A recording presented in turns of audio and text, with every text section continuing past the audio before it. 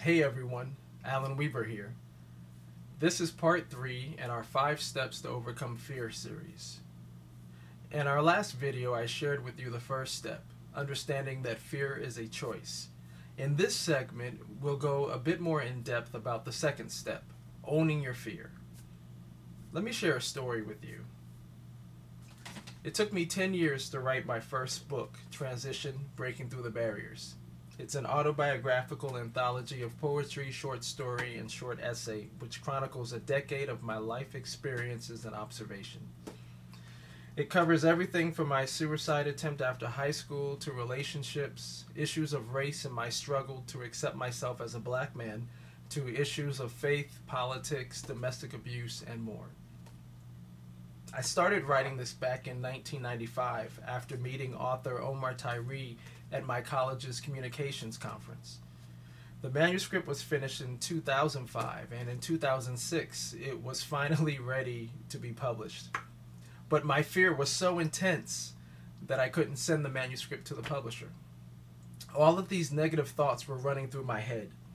What if this book flops? What if people don't like it? What if people treat me differently because of the issues discussed? It was my wife who gave me a swift kick in my mental behind. She said, "You are so close, right at the door, you can taste it. If you don't do this, it's because you really don't want it." Now, I've been telling her about this book almost from the first day that we met back in 1997. So she made it very clear that if I wasn't going to do this, then I had no right to waste her time talking about it anymore.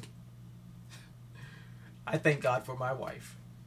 She forced me to confront my fear by considering a serious question. Was my fear of rejection greater than my desire to succeed? I wrestled with this question while seeking to get a handle on the motivation behind my fear, and I realized that when a writer's work is rejected, we often feel like we're being rejected. But I also had another question.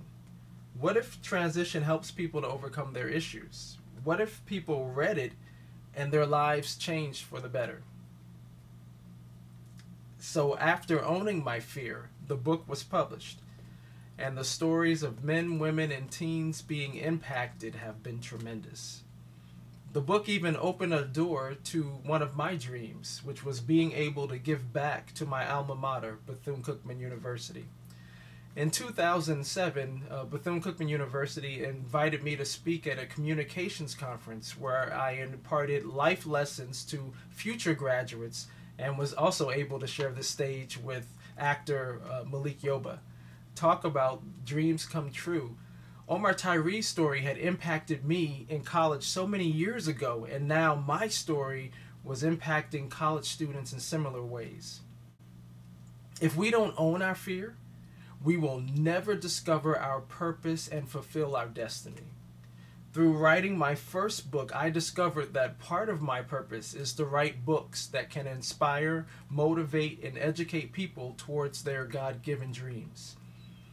I published my first novel, Speed Suit Powers, back in 2009, and now I'm working on 3 or 4 other manuscripts as well.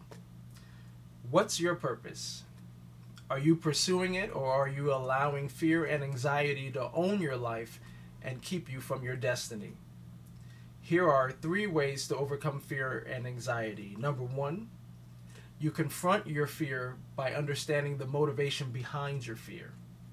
Number 2, you ask the right questions, like, is my fear of rejection greater than my desire to succeed in this area? And number 3, you create a strategy for overcoming, or at the very least, compensating for your fear. I would love to say that since conquering my fear about publishing my first book, that every other fear in my life has been conquered as well. But there are still areas where fear has a grip on me. But by doing the very steps that I am suggesting you to do, I'm in the process of living a life that is no longer owned by fear. Now, some people are so afraid of fear that they don't even want to address them. They would rather do their best to avoid them. But when we avoid our fears instead of confronting them, we shortchange ourselves and short circuit our potential. We must not allow fear to own us. If you want to overcome fear, the second step you must do is to own it. Remember, you don't have to be fearless. You just have to fear less. Let's move.